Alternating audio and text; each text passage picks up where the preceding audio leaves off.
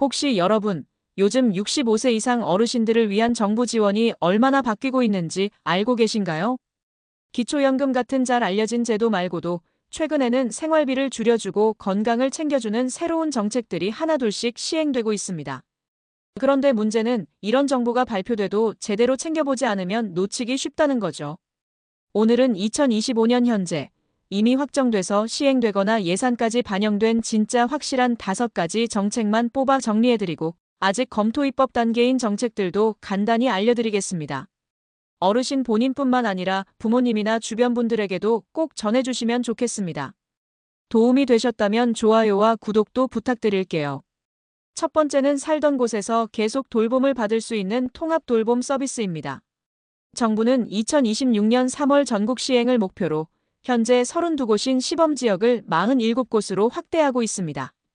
통합돌봄은 의료, 요양, 복지, 주거 지원을 패키지 형태로 묶어 제공하는 제도입니다. 즉, 건강 문제나 거동 불편이 있어도 꼭 요양원에 입소하지 않고 내 집에서 필요한 돌봄을 통합적으로 받을 수 있도록 하는 것입니다. 예를 들어, 혼자 사시는 어르신이 계신다고 가정해 보겠습니다.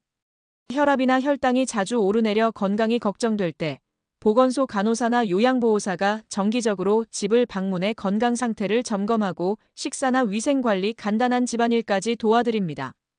필요할 경우 물리치료사나 사회복지사와 연계해 재활운동이나 복지 서비스도 함께 제공합니다. 이렇게 되면 시설 입소라는 큰 결정을 서두르지 않아도 되고 오랫동안 익숙한 집과 동네에서 지내면서도 필요한 의료 돌봄 서비스를 안정적으로 받을 수 있습니다. 정부는 이를 위해 보건소, 복지관, 요양기관, 병원 등 공공기관과 민간기관 간의 협력 체계를 구축하고 돌봄 사각지대에 있는 어르신들이 빠짐없이 혜택을 받을 수 있도록 지역 맞춤형 서비스 모델을 개발하고 있습니다.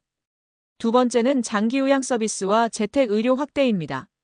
2025년부터 장기요양 1등급 어르신의 재가 서비스 월 이용 한도가 기존 207만 원에서 230만 원으로 2등급은 187만 원에서 208만 원으로 상향됩니다. 이는 단순히 지원금이 늘어난 것이 아니라 집에서 필요한 돌봄을 받을 수 있는 시간과 범위가 넓어진다는 의미입니다.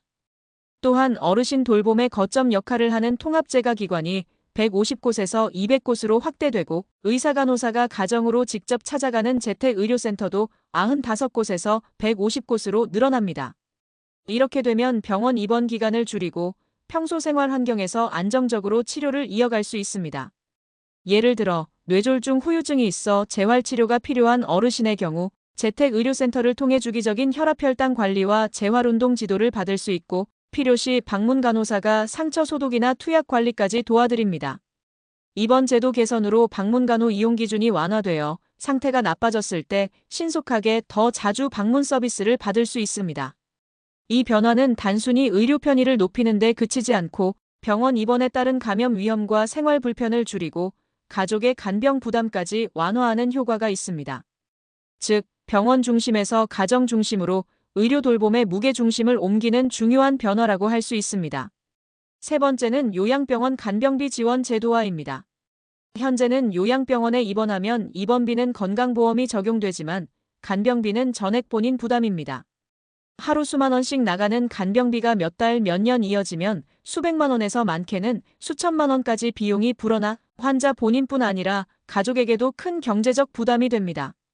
이 문제를 해결하기 위해 정부는 2024년 7월부터 2025년 12월까지 1차 시범사업을 운영합니다. 시범사업은 전국 10개 요양병원에서 시작하며 간병 인력 배치 기준, 서비스 표준, 재정 지원 방식 등을 마련하는 단계입니다. 이 과정을 거쳐 2027년 1월부터는 본사업으로 전환하여 전국적으로 확대 시행할 계획입니다. 예를 들어 장기간 입원이 필요한 치매나 뇌졸중 환자의 경우 그동안은 가족이 직접 병원에 상주하거나 개인적으로 간병인을 고용해야 했습니다. 하지만 제도가 전국적으로 시행되면 간병 인력이 병원에서 상시 제공되면서 가족이 직장을 포기하거나 생활을 포기하지 않고도 안정적으로 환자를 돌볼 수 있게 됩니다. 이 제도는 단순한 비용 절감 차원을 넘어 환자는 전문 간병 서비스를 통해 치료와 회복에 집중하고 가족은 경제적 심리적 부담을 덜 수 있는 변화라고 할 수 있습니다. 네 번째는 노인 일자리 확대입니다. 2025년에는 총 109만 8천 개의 노인 일자리가 제공됩니다. 이는 작년보다 6만 8천 개 늘어난 규모로 예산도 2조 1,847억 원이 배정되어 있습니다. 정부가 이렇게 일자리 수를 대폭 늘린 이유는 단순히 소득 보전을 넘어 고령층의 사회 참여와 건강 유지를 지원하기 위해서입니다. 노인 일자리는 크게 공익형, 사회서비스형, 시장형으로 나뉩니다. 공익형은 환경정비, 안전지킴이처럼 지역사회에 기여하는 활동이 많고, 사회서비스형은 돌봄 지원, 보육보조, 장애인 지원 등 사람을 돕는 역할이 중심입니다. 시장형은 카페 운영, 전통시장 지원, 지역 특산품 판매처럼 수익 창출이 가능한 사업입니다. 예를 들어 한 70대 어르신은 매주 3회 동네 공원을 순찰하며 안전을 점검하고 주민들과 인사를 나누는 일을 맡고 있습니다. 이 활동을 통해 매달 일정한 보수를 받고 동네 사람들과 교류하며 활동량도 늘려 건강이 좋아졌다고 합니다. 또 다른 어르신은 지역 아동센터에서 책 읽어주기와 간식 챙기기를 하면서 아이들과 정서적으로 교감하고 있습니다. 이처럼 노인 일자리는 경제적 보탬, 사회적 관계 형성, 신체 활동 유지라는 세 가지 효과를 동시에 얻을 수 있습니다. 다만 지자체별로 신청 시기와 모집 인원이 다르기 때문에 거주지 행정복지센터나 해당 지자체 홈페이지에서 공고를 반드시 확인하는 것이 좋습니다. 마지막 5번째는 어르신 스포츠 상품권, 일명 스포츠 바우처입니다. 이 제도는 만 65세 이상이면서 기초연금을 받는 어르신에게 연간 최대 15만 원 상당의 스포츠 이용권을 지원하는 정책입니다. 이용권은 한 장에 5만 원씩 총 3장까지 지급되며 사용처는 제로페이에 등록된 체육시설로 한정됩니다. 이 상품권은 단순한 취미생활 지원을 넘어 고령층의 신체 활동을 늘리고 건강을 유지하는 것을 목표로 하고 있습니다.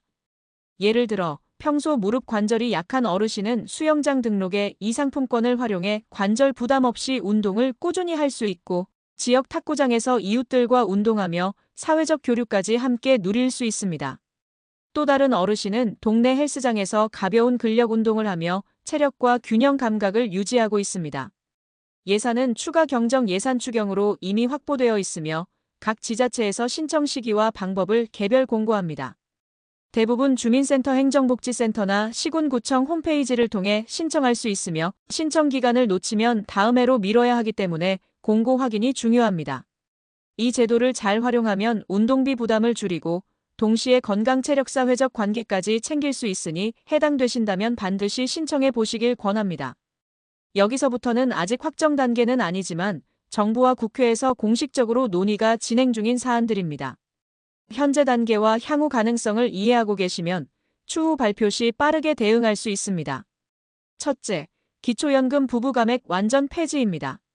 현재는 부부가 함께 살 경우 기초연금이 감액되는데 이를 전면 폐지하는 방안이 일부 언론에서 단계적 폐지 로드맵 형태로 보도됐습니다. 다만 아직까지 정부의 공식 고시나 확정 문서가 없고 관련 법령 개정도 완료되지 않았습니다. 복지부와 기획재정부 간 재정 조율이 필요한 만큼 실제 시행까지는 시간이 걸릴 수 있습니다. 둘째, 정년 65세 연장입니다. 현행 60세 정년을 65세로 늘리는 내용으로 이미 다수의 법안이 발의되고 정부에서도 법제화 추진 의지를 밝힌 상태입니다. 하지만 시행 시점, 적용 대상 업종, 단계적 확대 여부 등 구체적인 세부안은 확정되지 않았습니다. 특히 중소기업계와의 이해 조정이 관건이어서 국회 논의 속도에 따라 일정이 달라질 가능성이 큽니다. 셋째, 노인 주치의 제도 확대입니다.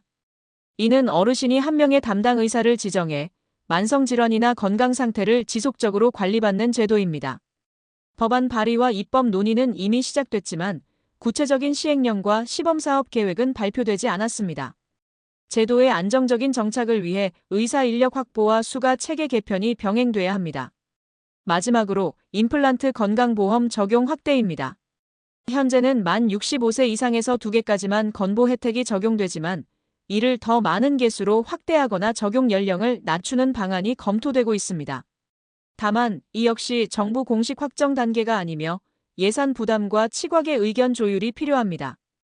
이 4가지는 아직 변동 가능성이 크기 때문에 향후 정부 발표나 법령 개정 소식이 나오면 다시 구체적으로 안내드리겠습니다.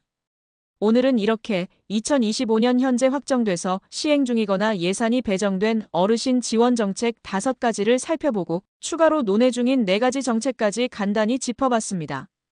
이런 정보는 제때 챙기면 생활비 절약과 건강관리에 큰 도움이 되지만 놓치면 혜택을 받기 어렵습니다.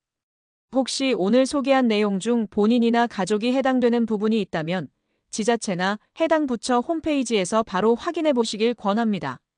도움이 되셨다면 좋아요와 구독도 부탁드리고 주변에도 꼭 공유해 주세요. 감사합니다.